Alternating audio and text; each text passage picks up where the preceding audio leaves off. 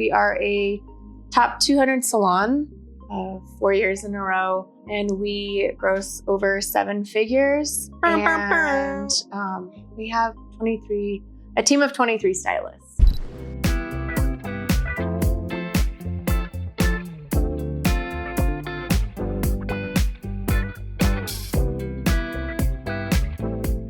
My name is Jenna Puzio, founder of fillyourbooks.com, and I am here with one of our amazing clients and friends, Desirre. We are here in Albuquerque visiting her, getting some ads done, and just really hanging out. But I wanted to get her on camera so that we can talk about her salon, Lavish Hair Lounge. I will let her dive into all the details on that. But they're an amazing salon, and I really just wanted to pick her brain to share with other salon owners out there who maybe are struggling, could use some advice, could use some motivation. Because she's badass. So, Des, intro yourself a little bit. Desirre Escobedo, and I own Lavish Hair Lounge. We are a top 200 salon 4 years in a row, and we gross over 7 figures. And we have a team of 23 stylists. That's awesome. And you said how long you guys have been open, right? We've actually been open for 11 years. Awesome. Did you always want to be a salon owner, or was that something that just fell into that? Yeah, it actually, I remember working at a salon, and I really loved the salon and wanting to bring in more education. And my boss just wasn't really into it. Yeah. And so that's kind of how Lavish started. I opened my own salon, and we were just traveling and doing education anywhere we could. Yeah. Yeah. What was the hardest part, do you think, growing the team? Because you guys started smaller. So, like, you just got that beautiful building that we were in. Not just, but you know what I mean? Yeah. You grew into that. So what was the hardest part of really not only growing the team, but finding the right stylist? Because you guys are also a commission-based salon. Also wanted to add that. Yeah. I hate to be cliche and bring this up, but COVID really changed my perspective. Yeah. And really, really forced me to become a business owner. Yeah. And I think prior to that, I was kind of just like, I'd say winging it a lot more. And after COVID, I just became more intentional with what I wanted to see in my salon, who I wanted to be around, and what I wanted it to feel like. And it just kind of grew. I've never really fully focused on numbers. Like, I track them, I pay attention to them, but I've always tried to just focus on the people. Vibes only. Vibes. Vibes all day. Just focusing on the people and how to make them better. Do you, I don't want to say struggle, but by making them, how do you go about making them better, I guess would be the question. And is it tough? Like, do you get pushback on that? Positive, negative? How do you work through that? I think in any business, you're going to have some, can I cuss? Yeah. You're going to have some shit. So I would say my leadership style used to be that I needed everybody to be up to speed with where I was.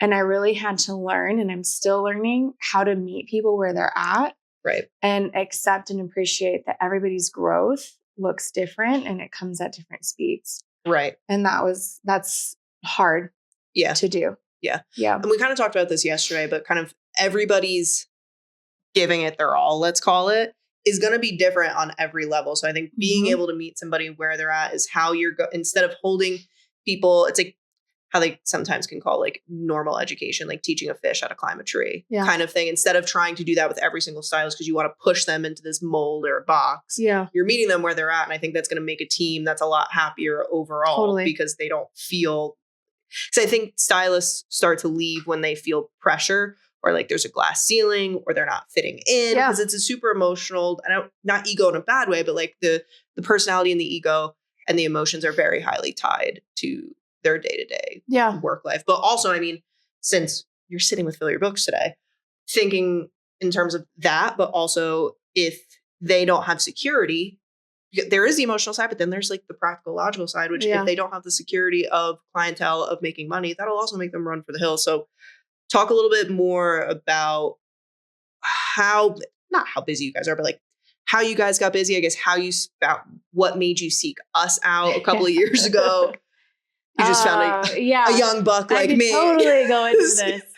So you're a salon owner, you're a business owner, and under your business owner umbrella, you have to have a marketing and advertising budget, right, for your team. And there's so many layers. I also would sit with my team, and I still do this every 2 weeks.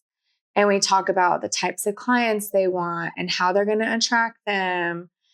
And I got exhausted from trying to encourage my team to market themselves.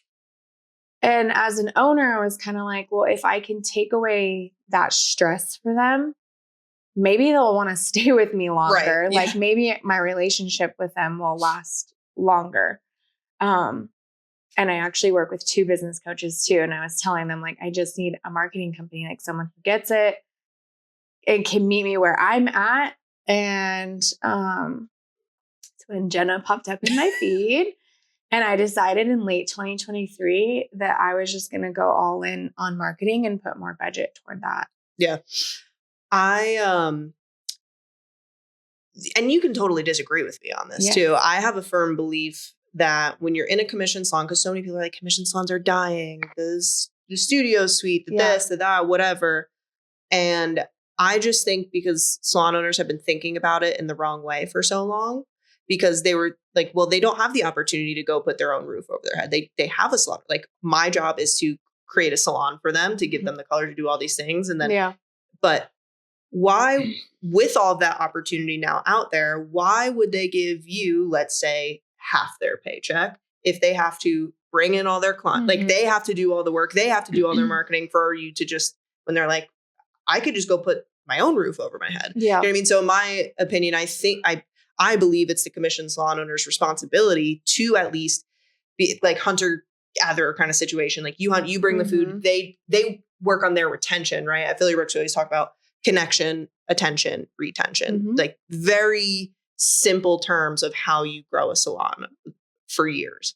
And it's like, if you can work on getting the attention for them, meaning eyeballs on the business, and you can have the systems in place that allows either the team or front desk or whoever to connect with these people who are interested, then the stylist can actually just worry about doing their job, which is giving them a great service and getting them to come back. And I think that creates a nice, what's the word? Symbiotic, equal relationship that doesn't create the animosity. Sure. I agree. That was a lot, Jenna. Sorry. I'm just like, I think of so many things. And one thing that comes to mind mostly is I when my staff arrives, I want them to absolutely crush it all day long.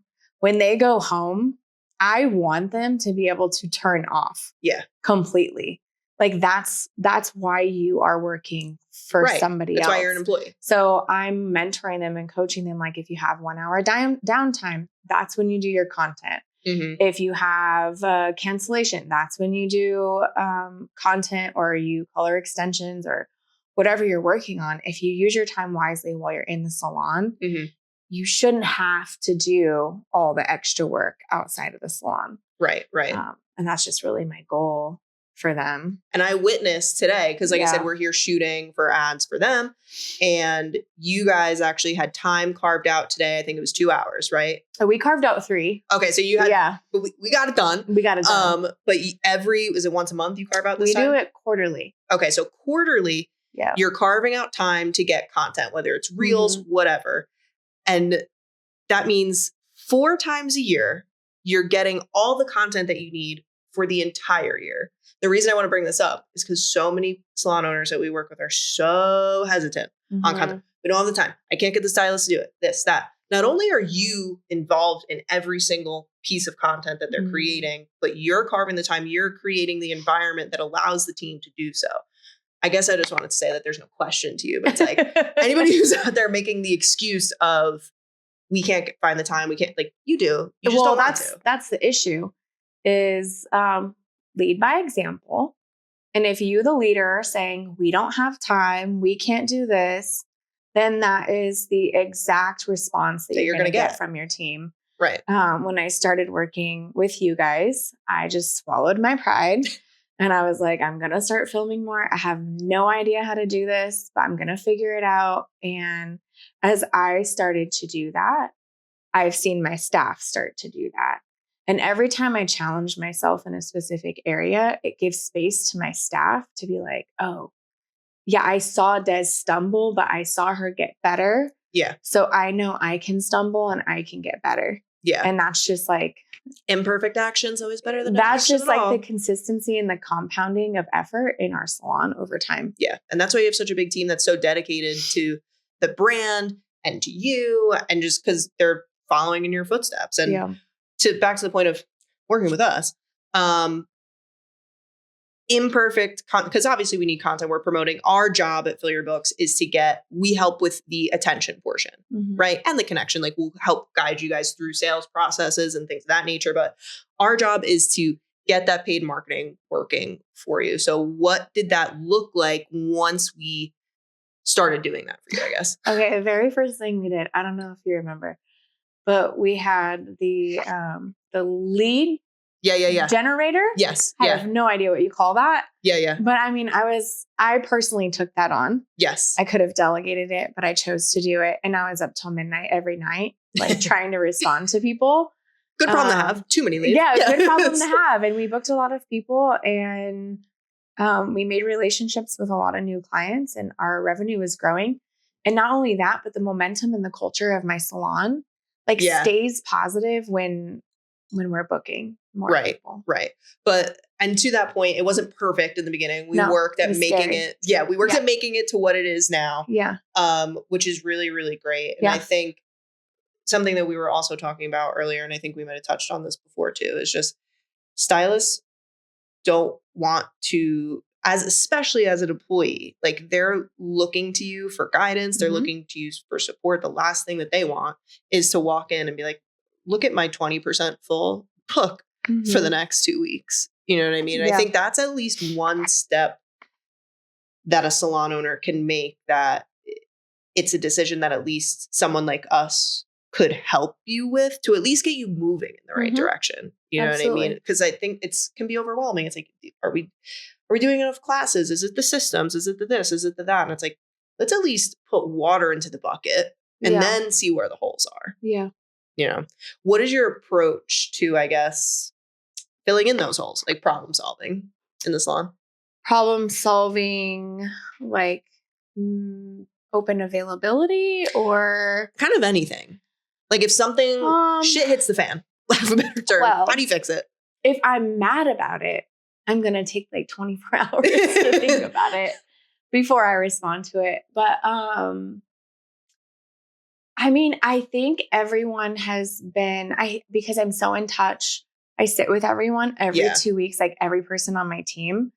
And one-on-one. I can see how that might be unrealistic for people with like 100 teammates. But if you're the owner, you can sit with maybe 20 of your leaders. Yeah. And then they can you need to be in touch with somebody. Yeah. We need a system of communication. Right. And I actually read a book. I can't remember the name, but it was basically stating how communication is the number one reason like a company will fail. 100%. I agree with that. And one-on-ones keep us communicated, and then also creating a safe space for someone to share when they messed up. Yeah.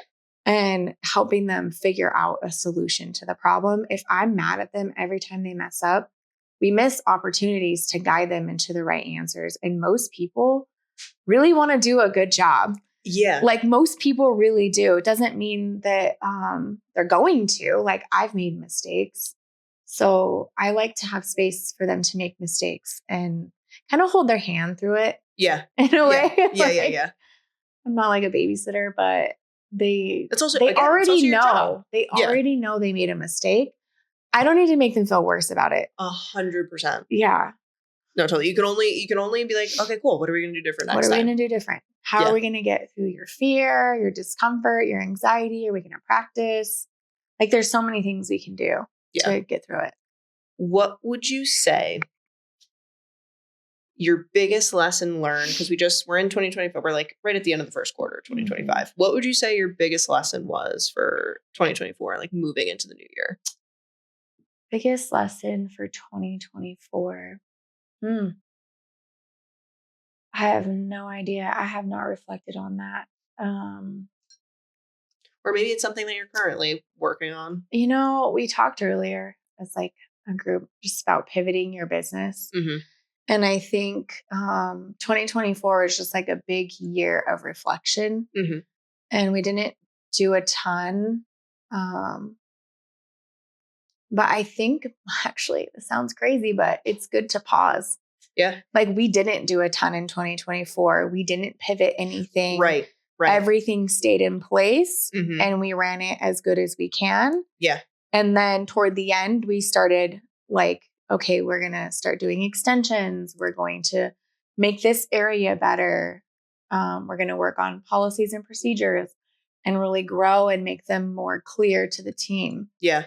So it was a good pause. No, year. I think that's actually really interesting that you bring that up, because that is something that we talk a lot with our other clients about, is once you get a marketing solution process, let's call it, in place, it's important to just let it do its thing. Yeah, we could. Yeah. And we still grew last year. No, 100%. Yeah. And it's like, you can't get the shiny object syndrome because you brought up extensions. And that was like, yep. Because every single person, let's say we have something running for color or just general branding, whatever, the next thing they want to do is like, let's run an ad for the most expensive service that we run and see what happens. And they want like the results to come immediately. And it's like, you have to create the awareness, but it's like what you did was you patched the holes in the bucket. Like we talked about, you figured out where the holes were. You're like, let's patch the holes. Let's get the water flowing for as long as we can. You built up the cushion, if you will, of like, okay, this is how we're going to do it. You solved all the problems with the sales process, whatever. You're like, now let's move into extensions.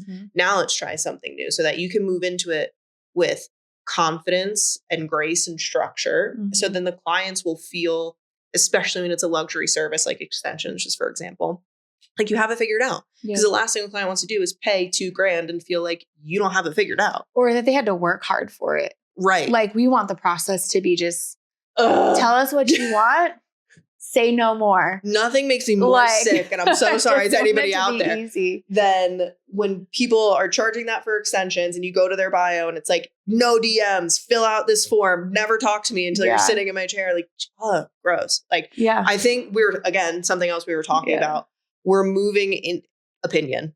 Don't hold me to it. I think salons are moving into truly service-based business, which is like that high-end clientele. They want to go to a salon where they don't have to lift a finger. Like your business boss babe kind of person. Like they want to call in, book the appointment and not have to think about where to park, do all these things. Like they just want to show up to their appointment. And then they want it to be seamless to book the next appointment. So making sure that you have those systems in place are super important. If you were to talk to whether a new salon or whatever, any salon owner who is looking to scale, looking to grow, what doesn't have to be one piece of advice. What would you say to them? I think the number one thing is they have to have a love, an appreciation, and a want to serve people. They have to be people. I believe that strongly. Yeah. Well, not only just on the client, like you're serving your team. Your staff is your clients. Your staff. I view that heavily. Like, how can I serve my team? How can we make their jobs better? How can we make their future better? We do 401k. We plan education far out so they can attend. We have flexible schedule policies. There's so many things we have in place that try to support work-life balance while still getting work done. And still enjoying your life. I believe in both, but it's definitely not a free for all either. There has to be. They can't be too far. There has to be structure. I was reading a book and it talks about how hard it is to scale a business that has a lot of freedom in this space. And when I read that, I was like, it's so true. It's so hard. But then adding in systems and policies will help create. And so all of our systems and policies are around freedom and how much freedom I, as a business owner, can afford for them to have to still run the business. Right. So that's how we build our policies. Sweet. Well, I appreciate you taking the time, not only to chat with me, but also for bringing Fill Your Books to you guys. We could do it in person because that was a lot of fun. We don't get to do that often. Would you recommend our company, Fill Your Books, to other growing salon owners? No. Why not? Because I'm gatekeeping them and they're fully dedicated to my salon only. Just kidding. No. Yes, of course. I would recommend you guys. Awesome. Share with the people. Over and over again. Share your Instagram handles, where they can find you, all that fun stuff. You can find our salon at Lavish Hair Lounge on Instagram. And my Instagram is at Desirre_Escobedo. Definitely go follow her. She's great. But yeah, see you guys next time.